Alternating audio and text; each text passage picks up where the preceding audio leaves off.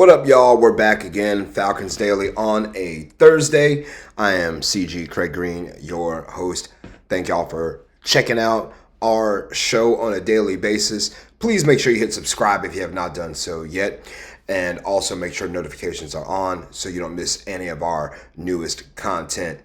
Folks, let's go ahead and chop it up here. Had a question come in from our last video that we posted on Wednesday. Came in from Jeff Holton, 1225. What's up, Jeff? And he wanted to talk about the kicker battle at camp. Who's going to win it? Younghoe Koo or Lenny Craig? For those of you who don't know, there is going to be a competition at training camp for the kicker spot. Younghoe Koo is 30 years old. He is now going to have to play for his job, or he's going to compete for his job, that is. Remember, he went on IR back around week 16 with a hip injury. He is good to go now. And, you could kind of tell something seemed off with Koo. I thought there was something off with him, at the volume he was missing. I thought he might have been hurt a little sooner than he may have let on. Going back and listening to Marquise Williams and Raheem Morris, basically said, Koo did everything he was supposed to do. Some of those kicks just didn't go through. A couple of them got blocked, so you can't blame him on the blocks either. Just 73% of his kicks is what he made last year. And, just the worst season for Koo that he could have possibly had. And, again, it's competition. It's strength on strength. That's what Terry Fontenot has been preaching, is that he wants competition at all positions, and he wants the best players. He wants the best players on the field at all positions. That includes kicker, quarterback, whatever. And Lenny Craig is from Germany. So if you're not aware of him, he is a guy from Germany. He signed a 3-year contract with the Falcons. They think he's going to be around for a while. So again, he's part of the International Player Pathway Program. That's what brings him over. He doesn't count against the Falcons' 53-man roster, so they could literally carry both kickers on the roster on game day if they really wanted to. If they wanted to use Craig for longer kicks than Koo, or however they envision how they would use Lenny Craig. But I think it's going to have to be something to where I would love to see something where it doesn't tip off the other team. You know what I mean? Well, it's a 55-yarder, so here comes Lenny Craig, right? Or, it's an onside kick, here comes Koo, or Bradley Pinion, or whatever, right? So, who's going to win the competition at kicker? I mean, the leader in the clubhouse has got to be Koo. I mean, I don't see a world in which we walk away from Koo this season, or probably even next season when his contract runs out. I think he earned the contract that he had received.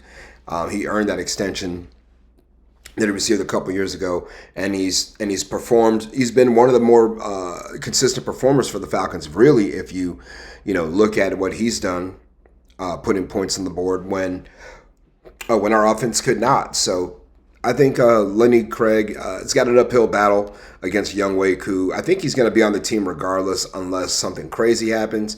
But I would bank on the fact that Koo would win the battle, and I think we'll see number 6 as our starting kicker. Y'all, I was looking at a report from the NFLPA, and it's something I touched on yesterday. It was talking about the Falcons and their grades from the NFLPA, which is the NFL Players Association, for those of you who don't know. And the NFLPA, what they do is they have grades from each team, from the players, every season. They grade everything from the food to the travel to the coaches to the owners. And this year, the Falcons were the number 3 team in the rankings overall. And let me show you the rankings just so you understand how they rank these teams. All right, this graphic here is courtesy of Yahoo Sports. So hat tip and shout out to Yahoo Sports for the graphic. This is the graphic that they use right here, and it shows everything how they were graded. So the Falcons, again, their best grade overall: head coach, treatment facilities, the weight room, the locker room, and of course head coach and ownership. Again, their worst rankings on things, the the training room 12th, team travel 13th, and those are still B and B plus. So again, it goes to show you the Falcons organization doing a good job taking care of the players. A big one for me, you see up there, treatment of families, right? The treatment of the families is very important. Second in the league, only to the Miami Dolphins in terms of treatment of the families. So, fantastic job by the Falcons. Actually, second to the to the Minnesota Vikings. I'm sorry, they were an A plus in terms of how their families were treated. But again, good job by Arthur Blank and staff to make all those things happen. So, my question to y'all: has Arthur Blank done enough in order to help the Falcons be a consistent winner? Has he done that for the Falcons? Has he helped them get to where they need to be and just leave it to the players and the coaches to do their job?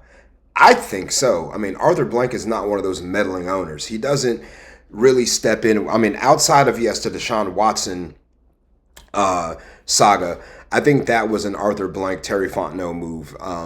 That was not I don't think that was an Arthur Smith thing at all. But anyway, I think that outside of that, I think Uncle Arthur has done a fantastic job in his ownership. I mean, he's learned over the years, and he's been willing to spend money ever since, I would say, I think 2010 when we got to the NFC divisional round. And, for lack of a better word, on this, we got our asses kicked by the Green Bay Packers that year. Ever since then, Arthur Blank has talked about winning rings, and he said it openly: I want rings, and not one ring, he wants multiple rings. And so he's done what he can. He spared no expense to try to get the Falcons in positions to win. So, let me know in the comments what you think Arthur Blank can do better as an owner to help the Falcons get where they need to be. Again, we talked about him passing up on Lamar Jackson because of salary cap implications and Lamar's injury history, not the fact that he isn't talented enough or good enough. I mean, he is a playoff championship level quarterback, but you got to trust the process with some of these front offices. And right now, I think it's a bigger season for Terry Fontenot than it is for Arthur Blank. I think Uncle Arthur has done just about everything possible that he can do. I mean, again, look at these grades one more time, y'all. We're gonna put them back up on the screen for you. Look at the grades for what the Falcons have gotten. And this is the players, okay? The players gave these grades. This isn't writers, pundits, whatever. This is the Atlanta Falcon players talking about the team and about the facility and whatnot. Head coach, A+. Ownership, A+. Weight room, A+. Locker room, A. Families, A. Food, A. Nutrition, A. Training staff, A-. Strength coaches, A. I mean, this is, again, it's an awesome grade for the team, and I don't know how you look at that, look at these rankings, and say that Arthur Blank hasn't done everything in his power to try to make the Falcons a winner and a perennial winner. Looking around, y'all, tell me who you think has the best quarterback room in the NFC South. I was looking here at rankings from NFL.com, and they rank the NFC South quarterbacks as a whole as the seventh, basically the second worst division for quarterbacks altogether. But look at the Tampa Bay Buccaneers quarterback room. I mean, of course, it's led by Baker Mayfield. He's their quarterback right now. Also, you have Michael Pratt, Kyle Trask is in the fold as well. So you look at that room and you're like, does it leave anything really to be desired for me there? I don't think they're as talented as the Falcons. That's just my opinion on that.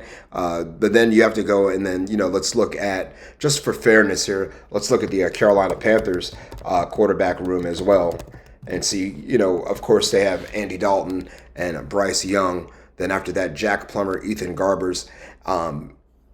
No. New Orleans Saints, no. It's got to be the Falcons. I mean, you have just Michael Penix and Kirk Cousins alone. Of course, Kirk Cousins could literally start for any team in this league if they obviously didn't have a starter in place already. But, it would again, he's somebody who could suit up for anyone right now. He's better than Bryce Young. He's better than Andy Dalton. He's better than anybody the Saints have right now. And can't really say he's better than Baker Mayfield right now at this point because Baker has had a career resurgence. But I would almost even be willing to say it's close to a neck and neck here between Baker and Kirk Cousins. I mean, because really, when last year Kirk was playing out of his mind in the beginning. Baker had a nice season as well too, but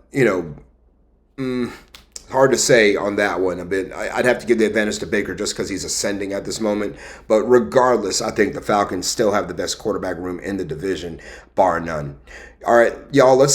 We need to get you guys to continue to rise up in the comments. I need y'all to go ahead and give me everything you got, whatever is on your mind related to the Falcons. Any players who are free agents, any dream trade scenarios. Heck, you know what? Here's one for y'all. Give me your bold prediction for one player from the 53-man from one undrafted free agent. Just give me one who you think is a lock to make the Falcons 53-man roster. That's my homework assignment to y'all. Tell me in the comments one player, one undrafted free agent who is going to make the 53-man roster, and we'll chop it up and talk about that player on Falcons Friday for episode number 50.